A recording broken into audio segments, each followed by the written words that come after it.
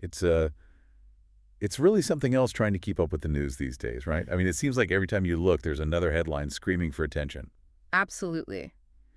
It can be incredibly overwhelming to sort through that constant barrage of information and figure out what actually matters. Right, and that's exactly why we're doing this deep dive every day. Exactly. We're here to help you cut through the Yeah, we're going noise. through all those articles and reports, the ones that you sent us, sifting through all of that so we can give you the real core of what's happening today. We're aiming for that clear, concise understanding of the events that are shaping the world around us. Exactly. So today we're going to dive right into the actions of the Trump administration. And, of course, the reactions those actions are sparking. And there's a lot to unpack there. There really is a noticeable assertiveness from the executive branch across a number of different areas that we're seeing in the news today. Yeah, and one of the most striking examples, I think, is this report from Schwartz Report about the FBI actually moving to criminally charge climate groups. Oh, wow. Yeah, and we're not just talking about fringe organizations here. This includes Habitat for Humanity Habitat for Humanity. because they received EPA grants under the Biden administration. I see.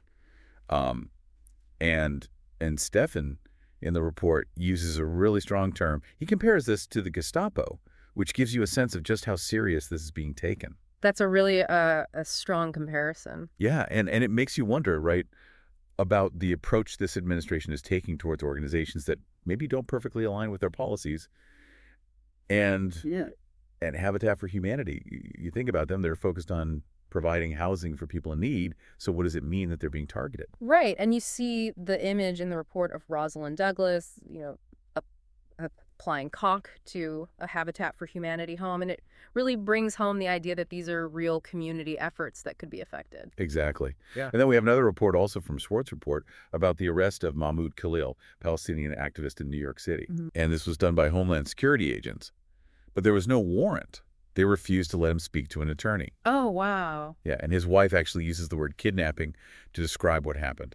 That's really concerning. It's very concerning. And it does make you think about other advocates, other people speaking out who might be worried about facing similar actions. And this is where I think that HuffPost report about Marco Rubio becomes relevant. Yeah. Because they asked him about this case, and he refused to offer any evidence to justify the arrest. Right. So it's very unclear what the basis is for this detention. Exactly. And it raises all sorts of questions about due process and, the rights of individuals, even those who hold views that maybe the government doesn't agree with. Absolutely.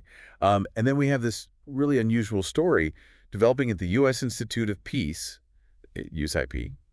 They're a nonpartisan organization focused on preventing conflict around the world. Right. I'm familiar with their work. And Daily Kos is reporting that people from DOGE, which is the Director of Government Efficiency, essentially a Trump initiative, led by associates of Elon Musk, actually forcibly entered the USIP building. Forcibly entered. Yeah, it sounds like something out of a movie, but apparently they went in there, and USIP is arguing that the Trump administration doesn't actually have jurisdiction over them because they were established by Congress with a specific mandate. That's a pretty bold move.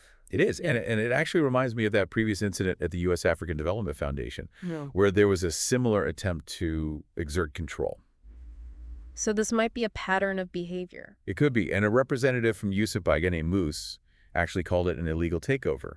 And he suggested that it's all part of this bigger plan to dismantle foreign assistance programs. Wow. So this could have major implications for how the U.S. engages with the world. Absolutely. And when you connect this to what we were just talking about with the arrest of Mahmoud Khalil, and then you add in the reports from Daily Kos about these calls to impeach judges who rule against Trump, it paints a troubling picture.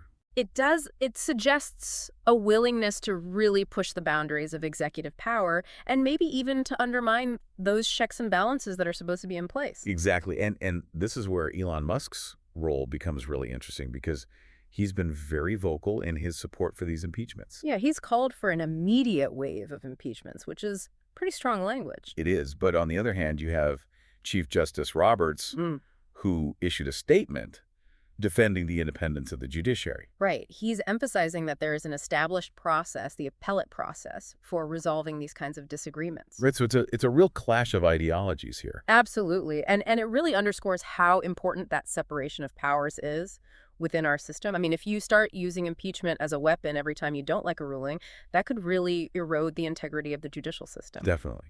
And then in a bit of a lighter note, although still quite strange, we have reports from both Schwartz Report and Daily Kos that Trump is still fixated on acquiring Greenland from Denmark. Yeah, apparently he's still pursuing that goal. And now there's this detail that he's asking Denmark for eggs. For eggs. Yeah, it's unclear what that's all about, but Right. it certainly adds a bizarre twist to this whole diplomatic saga. It makes you wonder what his strategy is, or if there even is one. Right. And then finally in this segment, Daily Kos is reporting that the U.S. has booted the South African ambassador. Oh, wow. Yeah, apparently he had criticized Trump, and this was the administration's response. So it seems like there's very little tolerance for dissent, even from diplomats. Yeah, it's a pretty clear message. It is, and it could have implications for how other countries interact with the administration going forward if they feel like they can't speak their minds. Exactly. All right, so let's shift gears now and talk about some key political developments that are happening and the reactions they're generating across the political spectrum. And I think we have to start with Chuck Schumer, the Senate Majority Leader. Yeah, he's definitely a central figure in all of this, and it seems like he's facing a lot of pressure from the progressive wing of the Democratic Party. That's right. We're seeing reports from Politicus USA, Hot Air, and Boing Boing, all indicating that there's this growing discontent with Schumer's leadership, and it's gotten to the point where his book tour events have been canceled. Oh, wow, so this is pretty serious. It is, but Schumer's pushing back. He's saying that he's the best person to win those crucial Senate seats and that he has no intention of stepping down. But there are definitely cracks showing within the party. Yeah, and you see that in the Political Wire report about Tim Walz, the governor of Minnesota, who's been very critical of Schumer's approach to the government shutdown. So this isn't just a fringe group of progressives who are unhappy. There's broader dissatisfaction within the Democratic ranks. Right, and this is all happening against the backdrop of these really dismal approval ratings for the Democrats. Yeah, HuffPost is reporting that their approval rating has hit an all-time low, which they connect to the party's recent electoral losses. So they're facing an uphill battle on multiple fronts. They definitely are. They need to figure out how to address these internal divisions and how to connect with voters in a more effective way. Absolutely. And then shifting to the international political scene, we have this GOP USA Illinois report about calls for stronger cooperation between the UK and the EU. Oh, interesting. Yeah, this is coming from David Lammy, a Labour MP, and Kaja Kallas, the EU's foreign affairs chief. And they're specifically saying that this cooperation needs to go beyond just defense. So they're looking for a more comprehensive partnership even after Brexit. Exactly. And I think that reflects a recognition that there are still a lot of shared interests and challenges that require collaboration. It does. It'll be interesting to see how that develops. Yeah. And then finally, in this segment, we have to address these controversies swirling around Reform UK. Oh. Yeah, Left Foot Forward is reporting on some pretty disturbing stuff. It seems like one of their recent recruits shared a video by Tommy Robinson and made some questionable comments about female police officers. That's not a good look. No, it's not. And to make matters worse, they've apparently appointed a candidate to a vetting role who had previously praised Hitler and Assad. Oh, wow. That's really alarming. It raises serious questions about their vetting processes and just the overall judgment of the party leadership. Yeah, this could really damage their credibility. Definitely. Yeah. All right, so let's move on to our final news segment for today and focus on some significant policy and social issues that are making headlines right now. And I think we have to start with the Supreme Court. Yeah, they're hearing arguments right now about a pretty crucial issue, the authority of federal district judges to issue nationwide injunctions against Trump administration policies. This is a big deal, right? Because it gets to the heart of the balance of power between the courts and the executive branch. Exactly. And Schwartz Report is reporting that the administration is really pushing for a limitation on these injunctions. Yeah, they're saying that an injunction should only apply within the specific judicial district where it was issued. Which would make it much harder to challenge federal policies. Right, because you could have different rulings in different parts of the country, which would create a lot of chaos. Exactly. It would be a logistical nightmare, and it would really weaken the power of the courts to hold the executive branch accountable. Absolutely. And then we have this report from Crooks and Liars about a new policy from the Social Security Administration. Okay. They're now requiring something called internet identity proofing for people who want to file benefit claims over the phone. Internet identity proofing. Yeah, it's basically a way to verify your identity online, and if you can't do it, you'll have to go to a Social Security office in person. Oh, wow. So this is going to be a huge barrier for people who don't have internet access or who aren't comfortable using technology. Exactly. And we're talking about a lot of older individuals, people with disabilities, people who might have a hard time getting to a physical office. So this seemingly small change could actually have a really big impact on some of the most vulnerable members of our society. Absolutely. And then on the economic front, Truth Out is highlighting a report that suggests Trump's economic agenda could make the housing crisis even worse. Oh. Yeah, and to add to that, we have Treasury Secretary Yellen warning that a recession during a second Trump term is a very real possibility. She's not sugarcoating it? No, she's not. And these are serious concerns, right? We're talking about people's livelihoods, their ability to afford a place to live. It really underscores the stakes of these economic It policies. does. And then in a major development related to social issues, the New York Times is reporting that a Texas midwife has been charged in an abortion case.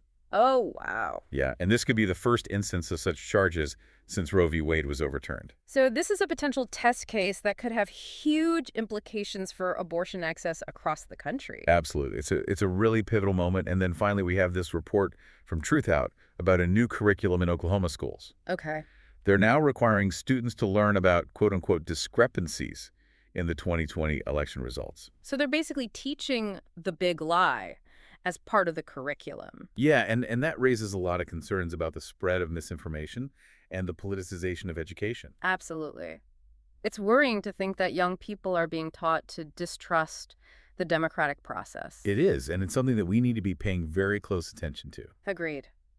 So as we wrap up today's deep dive, I think it's clear that we've seen some pretty significant themes emerge. Yeah, I mean, we're seeing this trend towards expanding executive power playing out in different ways, whether it's through the actions of DOGE or these attempts to limit judicial authority.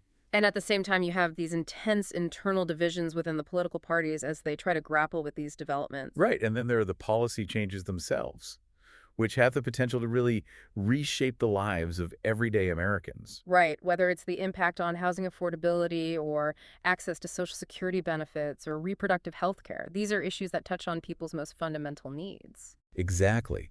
So as you process all of this information, think about the big picture. What are the long-term implications of these actions on the balance of power? How will these internal party struggles play out? And ultimately, what kind of impact will these policies have on the lives of ordinary people? It's a lot to consider, but these are the questions that we need to be asking ourselves in order to navigate this complex and rapidly changing world. Well said. And that's all the time we have for today's deep dive. Thanks for joining us. We'll be back tomorrow to break down the latest developments. We'll see you then. Take care.